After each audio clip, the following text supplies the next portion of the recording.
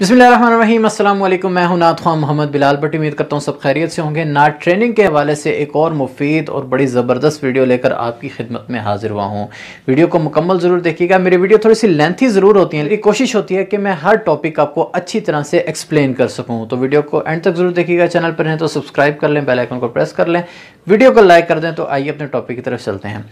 आज की वीडियो में हम बात करेंगे सांस को लंबा किस तरह से किया जाए। जी हाँ, जिन दोस्तों को प्रॉब्लम है कि वो कहते हैं कि हमारा सांस लंबा नहीं है, तो मैं ये कहूँगा कि परेशानी छोड़ दें। आज मैं आपके लिए इतनी ज़बरदस्त एक्सरसाइज लेकर आया हूँ कि आप इंशाल्लाह ताला याद करेंगे। इस एक्सरसाइज को आपने कम से कम 1-1.5 महीना करना है, तो उसके बाद आपको जो आउटपुट मिलेगा वो आप खुद फील करेंगे।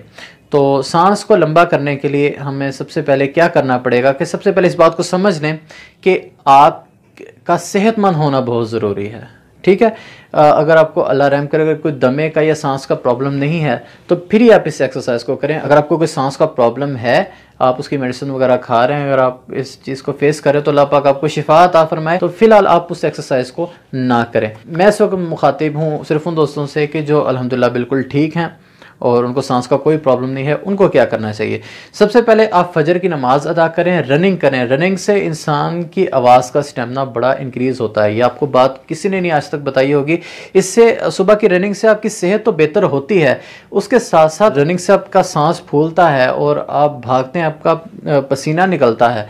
उससे आपकी जिस्म में तवानाई पैदा होती है। जितनी तवानाई पैदा होगी उतनी आप अच्छी और पावरफुल नात खानी कर सकेंगे। क्योंकि जो सुबह की रनिंग है ना, वो इतनी मुफीद है कि आप उसका अंदाज़ा भी नहीं लगा सकते। सुबह की फ्रेश आबो हवा वो आपके लिए बहुत ज़्यादा मुफीद है। और कोशिश करें कि रनिंग करने के लिए अपने करीबी किसी ग्राउंड का रुख करें। अगर ग्राउंड नहीं है तो फिर आप रोड पर भी रनिंग कर सकते हैं, लेकिन ज़्यादा प्रेफर मैं यही करूँगा कि आप ग्राउंड में रनिंग करें। क्योंकि सुबह सुबह पौधों से जो ऑक्सीजन निकलती है वो हमारे लिए बहुत ज़्यादा ज़रूरी है।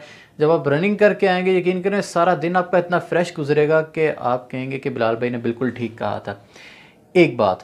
दूसरी बात क्या आपने करनी है कि आपने रनिंग करने के बाद एक जगह पुरसुकून होकर बैठ जाना है। अब आपने करना क्या है, अपने जिस्म को रिलैक्स करना है और ठीक ठाक सांस आपने इनहेल करना है जितना आप कर सकें। और आपने फिर अपने सांस को रोक लेना है। रोकना इतनी देर तक है कि आपको हल्की हल्की तकलीफ़ होना शुरू हो जाए। ठीक है, जब आपको हल्की हल्की तकलीफ़ होना शुरू हो, आपने आहिस्ता आहिस्ता सांस को छोड़ना शुरू करना है।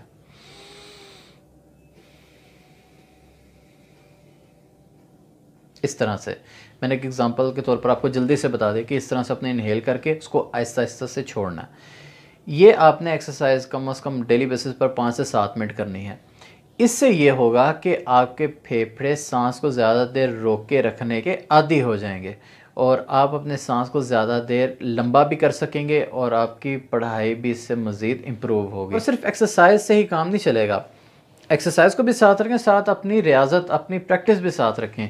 सुबह को वॉक करके आएँ, ये सांस की एक्सरसाइज करके आएँ, और शाम को आप जब अपने रियाजत के लिए बैठना है या दिन में कभी भी आपको टाइम मिले, आपने जब रियाजत के लिए प्रैक्टिस के लिए बैठना है तो अपने लंबी आवाज़ें लगाने की साथ साथ कोशिश करनी है। यानी कि सुबह जब आपने एक्सरसाइज की थी उसको अपने शाम को इम्प्लीमेंट भी करना है। तो इस तरह से आप दोनों काम करेंगे तो आपकी आवाज़ इंशाल्लाह ताला लंबी भी होती जाएगी, आपका सांस भी लंबा होगा, आपकी पढ़ाई भी मजबूत होती चली जाएगी। नेक्स्ट टॉपिक की तरफ चलते हैं कि आवाज़ के लेवल्स क्या हैं। आवाज़ के देखिए 3 लेवल्स हैं। इस पर मैं अपनी प्रीवियस वीडियो में भी बात कर चुका हूँ। आपको एक डायग्राम भी बनाकर दिखाई थी कि हमने बेस में कैसे जाना है और हाई ऑक्टेव में कैसे हमने खेलना है। इसको आज मैं मज़ीद आसान करने लगा हूँ। देखिए, आवाज़ के 3 लेवल्स होते हैं, एक मीडियम लेवल, एक हाई स्केल और एक लो स्केल। मैं आपसे बात कर रहा हूँ, ये है मेरा नॉर्मल स्केल, मीडियम लेवल है। फॉर एग्जांपल मैं आपसे बात करता हूँ, आपका क्या हाल है। अब इसको मैं बेस में ले जाता हूँ, आपका क्या हाल है।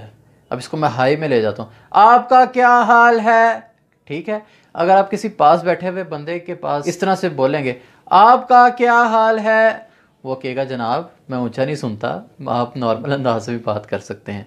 यही सिलसिला है नात शरीफ पढ़ने का। जब आपने नात पढ़नी है तो अपने नॉर्मल स्केल से शुरू करना है। ज़्यादा ऊंचा सुर नहीं बांधना और इतना धीमा भी नहीं बांधना कि जनाब वो सुनने वालों को गौर करना पड़े, यार ये बंदा क्या कह रहा है। ठीक है, और बेस आपने रियाजत में ज़रूर बेस की प्रैक्टिस करनी है। अपना नीचे वाली आवाज़ें मजबूत करेंगे तो जितना आप बेस का रियाज करेंगे उतनी आवाज़ आपकी ऊपर खुलेगी, ठीक है। लेकिन पढ़ते हुए आपने यही असूल, यही ज़ाब्ता अपने माइंड में रखना है कि हमने अपने कायम सुर से आगाज़ करना है, तो इंशाअल्लाह ताला आपकी परफॉर्मेंस बहुत इम्प्रूव होगी। और नेक्स्ट टॉपिक की तरफ चलते हैं, फेड इन और फेड आउट। ये क्या है? ये आपने बहुत सारे नात खानों से या म्यूज़िशन से या आपने लफ्ज़ सुना होगा, तो आज मैं उसको मुख्तसरन एक्सप्लेन करने की कोशिश करता हूँ। सुर में दाखिल किस तरह से होना है और सुर को ख़त्म किस तरह से करना है, इस सारे अमल को फेड इन और फेड आउट कहा जाता है। आपने कलाम का आगाज़ किया, भरपूर अंदाज से अगर आप स्टार्ट नहीं करेंगे और बगैर सोचे समझे आप सुर लगा देंगे तो आपका फेड इन रॉन्ग होगा। तो आपने हमेशा अपना फेड इन जोन सा रखना है, वो बड़ा जमा के बड़े पुख्ता अंदाज से आपने रखना है। मैं आपको एग्जांपल के तौर पर पढ़ के बताता हूँ। मैं फॉर एग्जांपल अब माइक पर आया और मैंने आते ही स्टार्ट कर दिया, नहीं कोई औकात औगन हार दी, जे हो जईवी हाँ मैं हाँ सरकार दी। मैंने बिल्कुल ध्यान नहीं रखा कि मैंने खर्च क्या रखना है, मैं अपना फेड इन कैसे रखना है। अब मैं फेड इन को प्रॉपर लेता हूँ, सुनिए। नहीं कोई औकात औगन हार दी, जे हो जईवी हाँ मैं हाँ सरकार दी, ठीक है। प्रॉपर फेड इन लेंगे तो आपकी परफॉर्मेंस को 4 चांद लग जाएंगे। आप ख़ुद भी इस चीज़ का मज़ा लेंगे और सुनने वाले भी आपकी परफॉर्मेंस से बहुत ज़्यादा महसूस होंगे। फेड आउट बहुत ज़्यादा मायने रखता है, उसको भी समझ लीजिए कि आपने शेर को जब ख़त्म करते हैं तो उसको भी प्रॉपर एंड तक, आखिरी सुर तक आपने जारी रखना है, रास्ते में नहीं छोड़ देना। कि फॉर एग्ज़ाम्पल कैसे, जे हो जईवी हाँ मैं हाँ सरकार दी, इतना करके आप माइक छोड़ के बैठ जाएं तो ये रॉन्ग फेड आउट होगा। प्रॉपर फेड आउट क्या है कि आपने आखिरी सुर तक उससे क्लोज करना है। जे हो जईवी हाँ मैं हाँ सरकार दे,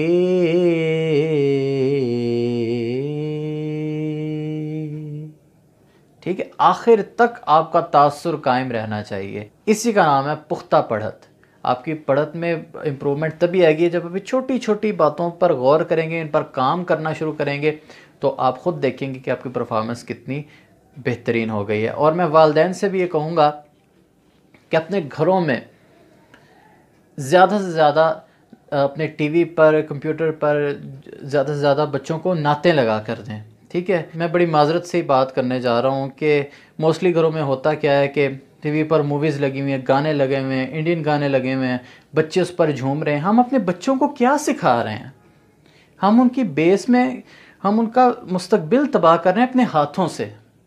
तो लिहाजा खुदारा इस बात पर गौर करें, हमने उसको मगरिब का ग़ुलाम नहीं बनाना, हमने उसे नबी पाक सल्लल्लाहु अलैहि वसल्लम का पक्का सच्चा ग़ुलाम बनाना है। देखिए जो बच्चा होता है ना, वो एक कोरे कागज़ की तरह होता है, जो भी आप ड्रॉ कर देंगे वो हमेशा उसके जहन में फ़िक्स हो जाएगा, ठीक है। ये अब आपने डिसाइड करना है कि आप अपने बच्चे से आप मुखलिस हैं। यकीनन हर वालिदैन अपने बच्चे के साथ मुखलिस होते हैं, लेकिन थोड़ी सी तवज्जो की ज़रूरत होती है। आपने अपने घर का माहौल ऐसा रखना है कि बच्चों को तिलावत, जब भी बच्चे मोबाइल मांगे, बच्चे ज़िद करते हैं, तो उनको ज़्यादा से ज़्यादा नातें लगा कर दें, तिलावत लगा कर दें, ताकि उनके बचपन से ही शौक़ डेवलप हो कि हमने नातें सुननी, हमने तिलावत सुननी, हमने तिलावत करनी है, तिलावत पढ़नी है, नातें पढ़नी हैं। बड़े होकर वो जैसे मर्ज़ी माहौल में जाएं, वो अपने आप को साबित कदम रखेंगे, वो किसी भी मैदान में नहीं डगमगाएंगे। उनके दिल में बचपन से इश्क़ रसूल पेवस्त हो चुका होगा और अल्लाह के रसूल की मोहब्बत आपने उनके दिल में उतार दी होगी बचपन में। तो बड़े होकर आप बेफ़िक्र हो जाएं, वो कभी भी नहीं डगमगाएंगे। तो घरों में म्यूज़िक की जगह, सॉन्ग्स की जगह, मूवीज़ की जगह एहतमाम करें कि बच्चों को नात ख़ानी की तरफ लेके आएँ, नातें लगा कर दें। ख़ुद भी अगर आप नात खाएँ तो बहुत अच्छी बात है, बच्चों को अभी से सिखाना शुरू करें, क्योंकि वालिदैन पहली दरसगाह होती है। तो आपने अपनी दरसगाह का जो है वो हक़ अदा इसी तरह से करना है कि उनको अल्लाह और अल्लाह के रसूल के रस्ते की तरफ गामज़न करना है। और एक यहाँ पर एक और इम्पॉर्टेंट बात भी आपको बताता चलूँ कि यकीन करें, नात दिल का सुकून है। ये मैंने ख़ुद बात आजमाई है। जब भी आप परेशान हों, टेंशन में हों, और आपको सुकून ना मिल रहा हो, यकीन करें आप एक जगह बैठें, आप नात शरीफ सुनेंगे आंखें बंद करके, यकीन करें आपको ऐसा सुरूर मिलेगा कि जवाब नहीं है। या तो आप तिलावत सुने, सबसे बड़ी बात, तिलावत सुनने के बाद आप नात शरीफ सुने, आपको कल्बी सुकून नसीब होगा। कुछ लोग कल्बी सुकून के लिए म्यूज़िक का इस्तेमाल करते हैं, म्यूज़िक सुनते हैं, तो उनसे मैं ये कहूँगा कि आप अपनी इस आदत को छोड़िए और नात शरीफ की तरफ आइए। ना आज मेरे कहने पर आप नात सुने, जो भी आपको नात खां पसंद है, तो आपको ख़ुद फ़ील होगा कि आपके ज़हन जो है वो पुरसुकून होता चला जा रहा है। अगर आप कोई सॉन्ग वगैरह सुनेंगे वक्ती तौर पे शायद आपको मज़ा आए, लेकिन बाद में आपको फिर वही टेंशनें, वही परेशानियाँ, ठीक है, वो आपको घेर लेंगी। लेकिन जब आप नात सुनेंगे तो यकीन करें सारा दिन आप उसके हिसार में रहेंगे, सारा दिन आपका बड़ा पुरसुकून गुजरेगा। ठीक है, ज़्यादा से ज़्यादा तिलावत को सुने, नात शरीफ को सुने और 5 वक्त की नमाज़ पढ़ें। अल्लाह पाक आप सबको हर तरह की परेशानियों से बचाए। और डेली बेसिस पे इंशाल्लाह ताला मैं कंटेंट डालता रहूँगा। मज़ीद इंटरेस्टिंग वीडियोज़ आ रही हैं तो मेरी वीडियोज़ को वॉच करते रहें। मुझे यहाँ पर दीजिए इजाज़त, फिर किसी टॉपिक पे इंशाल्लाह ताला बात करेंगे। अल्लाह पाक हम सबको आसानियाँ तकसीम करने की तौफ़ीक़ अता फ़रमाए। अस्सलामु अलैकुम वरहमतुल्लाहि वबरकातुहू।